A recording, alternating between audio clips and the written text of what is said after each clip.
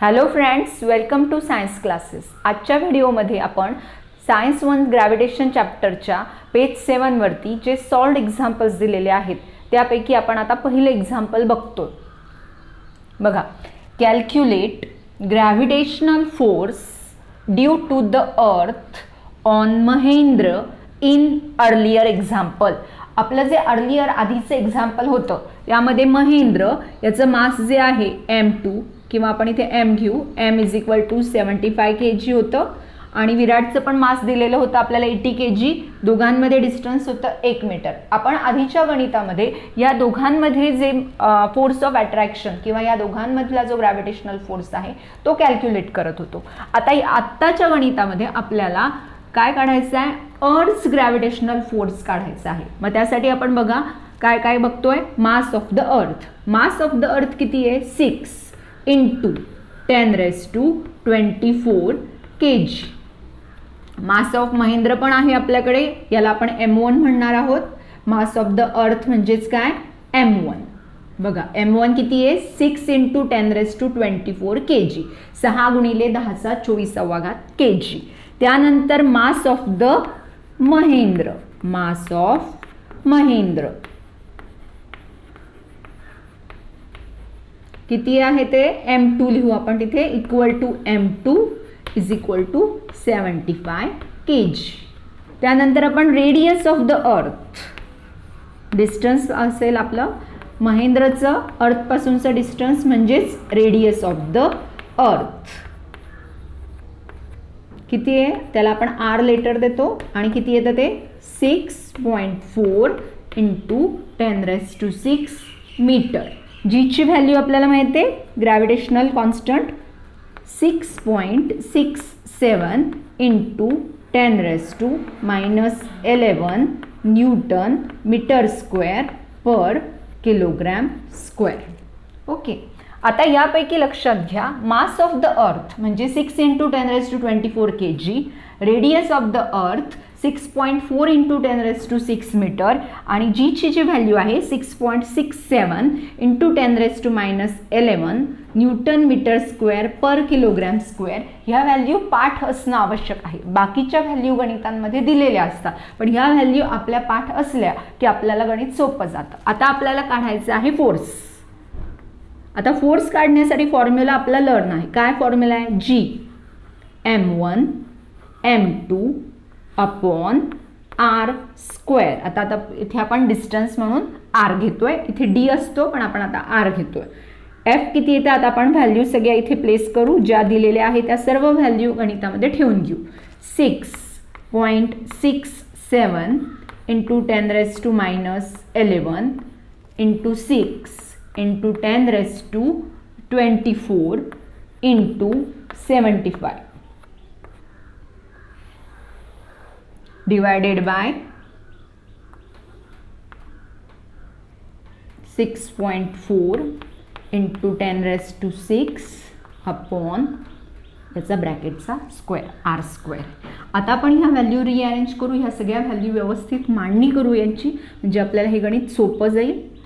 6.67 घेऊ × 6 × 75 इंटू बघा 10⁻11 × 10⁻24 अपॉन 6.4 × 6.4 × 10⁻6 6 × 2 घातांकांचा गुणाकार करा. 6 दुने 12 म्हणून 10⁻12. इथपर्यंत तुम्हाला समजलेलं असेल. आता आपण काय करणार आहोत बघा, आपण हे जे डेसिमल पॉईंट दिलेले आहेत हे पॉईंट आपण आता पुढच्या याच्यात काढून घेणार आहोत. आता गणित फारच जास्त मोठं आहे, त्यामुळे आपण हे गणित अगदी व्यवस्थित कॅल्क्युलेशन करणार आहोत. बघा, आता इथे पहिल्यांदा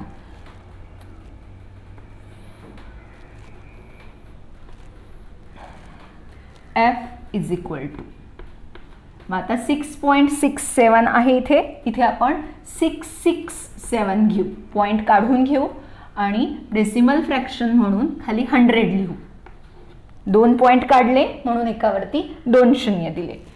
ह्या दोघांचं आपण आता मल्टिप्लिकेशन करून घेणार आहोत. 75 × 6 ते येतात 450 450 इंटू 24 आणि 11 यांचे मायनस 10⁻24 मायनस 11 इंटू, आता इथे नीट बघा 6.4 इंटू 6.4च्या ऐवजी तुम्ही 64 इंटू 64 लिहा, पण त्याच्यामुळे काय होईल, हा पॉईंट न एक पॉईंट हा एक पॉईंट, म्हणून आपण वरती 100 लिहिणार आहोत. आपण वरती 100 का लिहिले हे लक्षात घ्या. इथे आपण 100 लिहितो आहोत, का लिहितो आहोत, तर आपण इथे याच्यानंतरचा एक पॉईंट, याच्यानंतर एक पॉईंट, 10 इंटू 10 100. मग आता आपण पुढच्या स्टेपमध्ये काय करतोय बघा. फर्स्ट ऑफ ऑल आपण हे 100 कट करू. इथे इंटू 10⁻12 लिहायचे राहिले. 100 कट. आता इथे काय उरतील 667 इंटू 450 इंटू 24 मायनस 11 किती येतात 10⁻13 अपॉन 64 इंटू 64 इंटू 10⁻12. आता इथून पुढे कॅल्क्युलेशन दोन प्रकारे करता येऊ शकतं. तुम्ही 64 आणि 64चं मल्टिप्लिकेशन करा आणि त्याने याला भाग द्या, पण मग त्याने गणित खूप हार्ड होईल, आपल्याला एक्झाममध्ये ते येणार नाही. म्हणून आपण आता 450 आणि 64 यांना सोपं रूप देऊ. आपण मी इथे सोपं रूप देतीये, कसं देतीये तुम्ही क्लिअर लक्षात ठेवा. आणि इथे दिलं तरी चालेल. आपण ह्या दोघांना आधी 2ने भाग देतोय, लक्षात घ्या. बेचा पाडा प्रत्येकाचा पाठ असतो. बेत्रिक 6 बेदुने 4. क्लिअर आहे सगळ्यांचं. आता इथे पण बघा, बेदुने 4 बेदुने 4, एक उडतोय, 5तून 4 गेले 10, बेपंचे 10. आता पुढच्या स्टेपमध्ये आपण काय करणार 667 into 225 into 10⁻13 minus 12 upon 64 into 32. आता आपण या दोघांचा गुणाकार करून घेऊ.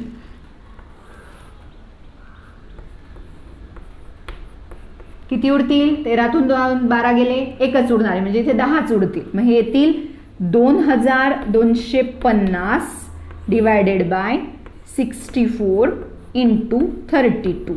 आता आपण ह्या दोघांना परत 2ने भाग देणार आहे. बेक बे बेसक 12 बेक बे बेदुने 4 बेपंचे 10, 16 भागिले 1125 भागिले 16. आता आपल्याला आधी हा भागाकार करून घ्यावा लागेल. 16ला आपण 16ने 1125ला भाग देऊ. 16चा पाडा पाठ असेल तर बघा 16 7 112. 5 खाली घ्या. आता 5ला भाग जाणार नाही, 16 मोठे 5 लहान आहे, म्हणून आधी इथे 0 घ्या आणि मग इथे पॉईंट द्या. हा 0 का घेतला ते लक्षात घ्या. 5 लहान आहे, 16 मोठे, आणि आपण आता इथे 0 घेऊ. 16 त्रिक 48. किती उरत आहेत 2 0. 16 1 16, किती उरतात 8. साधारणपणे 70.32 येईल बघ. 667 इंटू 70, किंवा मग इथे सरळ घेतले तर 312 लिहून टाकू. 70.312 डिवायडेड बाय 64. ओके. आता इथे आपण कॅल्क्युलेशनच्या ईजसाठी इथे 70.332 घेऊ अप्रॉक्सिमेट व्हॅल्यू. आता आपण हे पुसून टाकते मी फळा. आता इथे बघा परत आता 64 आणि ह्या दोघांना आपल्याला काय करायला लागेल डिवाइड करायला लागेल. इथेच करू आपण. बघा 32 बेत्रिक 6 बेदुने 4, परत बेत्रिक 6 10 बेपंचे 10 बेक बे 6 35.16, परत 2ने भाग जाईल 16, परत बेक बे एक उडतोय 3तून 2 गेले 15 बे 7 14 17 बेपंचे 10 आणि बे 8 16. त्याला परत आपण 2ने भाग देऊ. बे 8 16 बे 9 18 बे 7 14 9.79. मग आता आपलं काय आलंय बघा 667 इथे डिवायडेड बाय किती आन्सर येतं, इथे 8 येतं आहे आणि इथे किती येत आहे 9.79. मग आता आपल्याकडे काय आलं आहे 667 इंटू 9.79 अपॉन 8. स्टेप तुम्हाला समजली असेल. 9.79 कुठून आले, आपण 70.32ला काय केलं आहे, आपण त्याला सिम्प्लिफाय केलेलं आहे.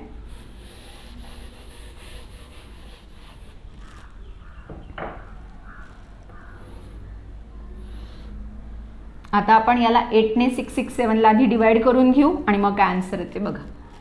8ला 667ला 8ने डिवाइड करा. 8 8 जा 8 8 64. किती उरत आहेत 2 27. 8 त्रिक 24. किती उरत आहे 3 पॉईंट देऊन टाका परत 30. 8 त्रिक 24. किती उरले 6 60. 8 7 56. ओके, गणित काय आलंय 83.37. हे नोट डाऊन करा की 83.37 कुठून आलेले आहेत. किती आले बघा, F is equal to 83.37 into 9.79. आता हा एवढा मोठा गुणाकार आपण करून घेऊ.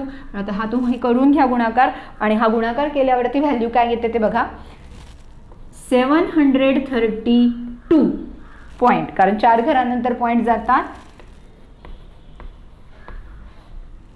732.22 8223 येतात बघा, इथे 8 येतो 8223. मग ही व्हॅल्यू हा 8 असल्यामुळे हे अप्रॉक्सिमेट व्हॅल्यू आहे, हे लक्षात घ्या. मग फोर्स काय येतोय, साधारण बुकमध्ये आन्सर दिलेले आहे 733 न्यूटन. लक्षात घ्या किती आहे, अर्थने महेंद्रवरती किती फोर्स लावलेला आहे 733 न्यूटन. इतका प्रचंड फोर्स लावलेला आहे अर्थने. आपण जे याच्या अगोदरचं फर्स्ट एक्झाम्पल बघितलेलं होतं तिथे फोर्स किती होता 4.002 इंटू 10⁻⁻7 न्यूटन.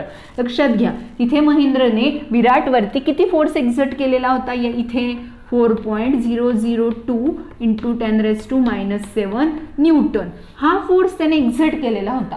आता अर्थने किती फोर्स एक्झर्ट केला 733 न्यूटन. मग आता ह्या फोर्सने जर याला भागिलं तर आन्सर येतं जवळपास 1.83 इंटू 10⁻⁹. म्हणजे जवळपास 1.83 गुणिले 10⁹ इतका प्रचंड फरक आहे. कोणाचा, की अर्थने लावलेला फोर्स आणि महेंद्रने विराटवरती लावलेला फोर्स. आणि त्यामुळे लक्षात घ्या हा फोर्स खूप प्रचंड असल्यामुळेच आपण पृथ्वीकडे अट्रॅक्ट होतो किंवा पृथ्वी आपल्याला अट्रॅक्ट करू शकते. आता मी हे इथलं पुसते, तुम्हाला जर वाटत असेल तर तुम्ही गणिताचा स्क्रीनशॉट घेऊ शकता. सेकंड एक्झाम्पल आपण आता बघतोय बघा. Example second, starting from rest. लक्षात घ्या जेव्हा आपण स्टार्टिंग फ्रॉम रेस्ट म्हणतो म्हणजे विश्रांती किंवा विरामावस्था, त्यामुळे तिथे यू जो असतो तो आपल्याला काय घ्यावा लागतो, u is equal to 0 metre per second. Okay, what will Mahendra's velocity. आधी आपण महेंद्रचं मास पण लक्षात घेऊ. महेंद्रचं मास m किंवा इथे लिहून घेऊ mass of Mahendra.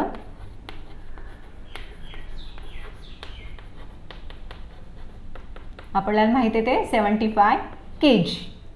महेंद्रज velocity after 1 second. मग टाइम किती दिलाय तुम्हाला 1 second. If he is falling down due to the earth's gravitational force. म्हणजे समजा महेंद्र कुठल्या तरी उंच जागेवरून खाली पडतोय, तर तो खाली पडत असताना तो फ्री फॉल असतो, म्हणजे त्याच्यावरती अर्थचा ग्रॅव्हिटेशनल फोर्सच फक्त काम करतोय. अशा परिस्थितीमध्ये महेंद्रचा जी व्हेलॉसिटी असेल, खाली येतानाचा वेग किंवा व्हेलॉसिटी किती असेल, म्हणजे आपल्याला इथे व्ही काढायचं आहे. पण आता लक्षात घ्या व्ही काढण्यासाठी आपण परत इकडे कालच आपण एक गणित सोडवले बघा मागच्या व्हिडिओमध्ये, की आपल्याला फर्स्ट कायनेमॅटिकल किंवा फर्स्ट मोशन इक्वेशन आहे, फर्स्ट इक्वेशन ऑफ मोशन. याच्यानुसार v is equal to u plus a t. v is equal to u plus a t. इथे आपल्याला v काढण्यासाठी u आहे टी आहे, पण ऍक्सेलरेशन आपल्याकडे नाहीये. ऍक्सेलरेशन नसल्यामुळे बघा, ऍक्सेलरेशन आपल्याकडे आपल्याला आधी ऍक्सेलरेशन काढून घ्यायचंय. मग आता आपण ऍक्सेलरेशन कसं काढणार, तर आपण काल बघितलंय force is equal to mass into acceleration. इथे आपण आता फोर्स काय घेणार आहे ते पण लक्षात घ्या. आपण मागच्या गणितामध्ये जो घेतलेला होता तोच घेणार आहे, पण मग आता इथे आपण काय लिहिणार आहे, 733 न्यूटन. ही जी पुस्तकात दिलेली तीच व्हॅल्यू घ्या तुम्ही, 733 न्यूटन. मग आता इथे F is equal to m a, 733, mass किती आहे 75, आणि ॲक्सेलरेशन आपल्याला काढायचे. मग आपण इथे फक्त ॲक्सेलरेशनचा ए लिहू.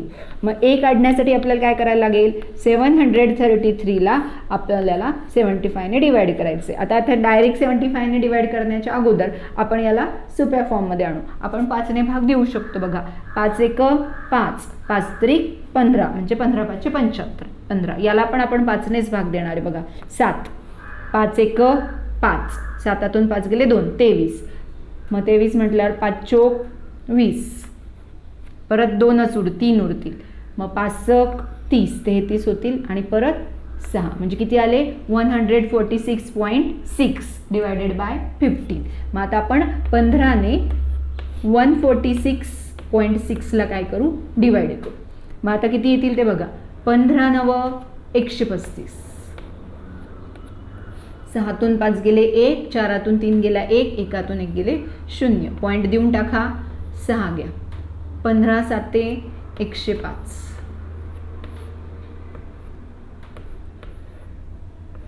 परत 15 7 105. ओके. मग आता आपल्याला व्हॅल्यू मिळाली एची. किती आली, a is equal to 9.7777 metre per second square, कारण ॲक्सेलरेशनचं युनिट आहे मीटर पर सेकंड स्क्वेअर. म्हणजे आपल्याला ॲक्सेलरेशन मिळालेलं आहे. किती ॲक्सेलरेशन आहे, 9.77 मीटर पर सेकंड स्क्वेअर. आपण आता ही व्हॅल्यू दिलेल्या इक्वेशनमध्ये ठेवू. V is equal to u0 आहे, ए किती आहे 9.77, टाईम किती दिलेला आहे 1 सेकंड.